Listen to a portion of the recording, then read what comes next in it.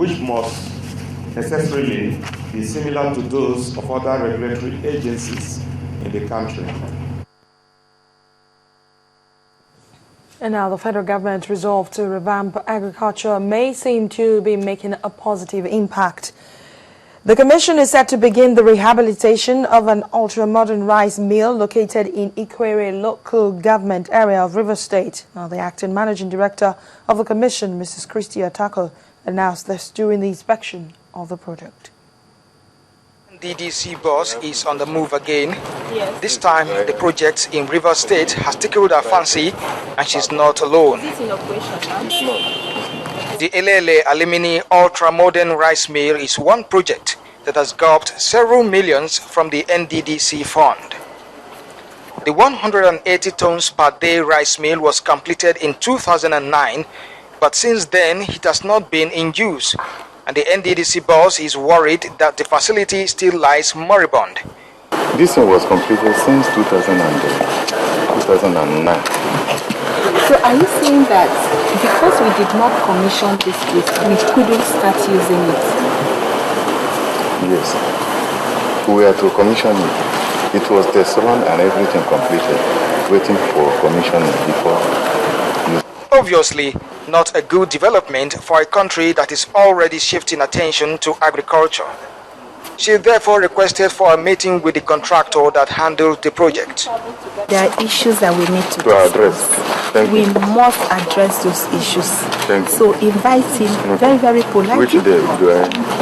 Next week, Tuesday is fine. Okay. Please, let him come to the office and let's sit down and look at this project very, very critically from beginning to where we are. And so that we can find out exactly what has gone wrong. Thank you. Well, how many years after? 2009? 2010, 11, 12. This is 13. 4 years after. We cannot put this project to use. The NDDC acting MD, Dr. Christy Atako, insists that she will not let this facility go down the drain under our watch.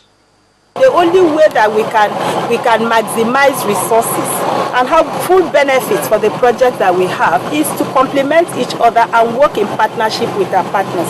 So we have identified Rivers State government as a partner. We've identified in this case the Ministry of Agriculture as our potential partner. We're going to work with them and we are going to see if we can get the NDDC rice. If words are matched with action, this project will certainly be a huge plus to the nation's agriculture sector.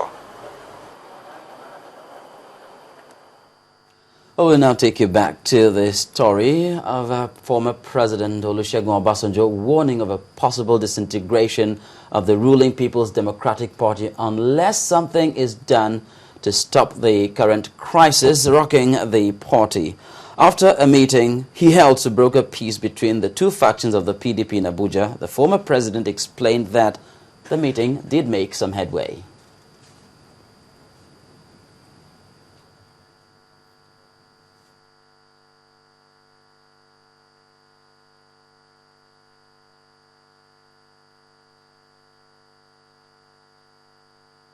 We'll bring you that track much later.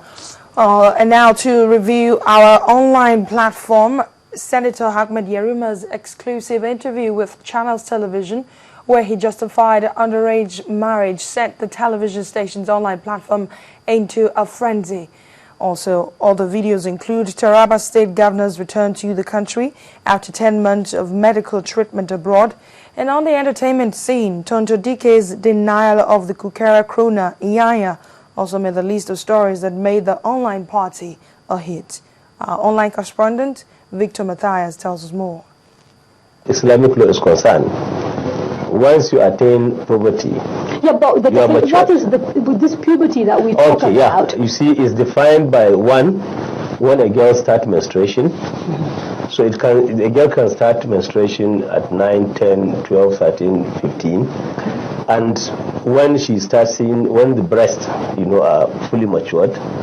And so it is not by age. That's what we are saying. The mind-boggling statement by Senator Ahmed Yerima that once a girl develops breasts, she is ready to get married, opened the floor with rants and unprintable words being thrown at the former governor of Zamfara State on Twitter, Facebook, and Google+.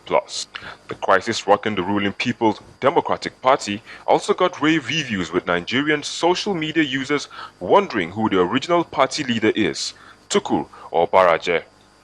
Surprising, because when I tell people I've just met him like once or twice, it's just people don't believe it. I don't know him. Although I admire his work, I like him. I could say I love him as a fan. I'm a fan too, because his music is really very good to me. But then I don't know him personally. Tonto Dike's denial of Kokere Kruna and Robin Mines got fans and haters alike wondering if she was trying to get back at the Akwa Ibom native for saying he would dust her off. I just stopped Tonto and I have dinner with him. I'll probably die for everyone else. And this is. And lastly, the thought of winning $3,000 just for dancing got the online party really banging. Davido's Scalable competition had music lovers, old and young, in auto dance moves.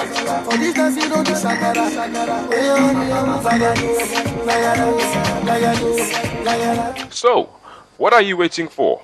Join the Channels Television's online platforms and never miss out on the biggest hits on the online traffic party. Victor Matthias, Channels Television News. We're going on a short break. When we return, we head straight to business news. Federal government sets up a watchdog in the agriculture sector. And the issue of a military strike on the front burner at the G20 summit. The United States and its allies back military action. Russia and the United Nations do not agree. Please join us again. If you want to know what's trending or you miss your favorite live shows, you can watch it all on our YouTube channel. Simply log on to www.youtube.com/channelsweb. Scroll down to your favorite program and click play. You can also view all uploaded videos by clicking on View All. Don't forget to subscribe and get the latest videos. If they are interesting, like them and be heard.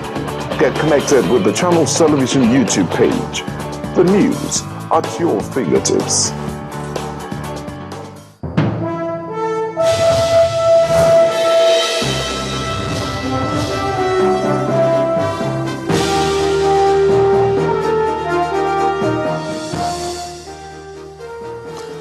Welcome to Business News. The federal government has embarked on the monitoring and evaluation of activities in agriculture in order to ascertain the level of its development.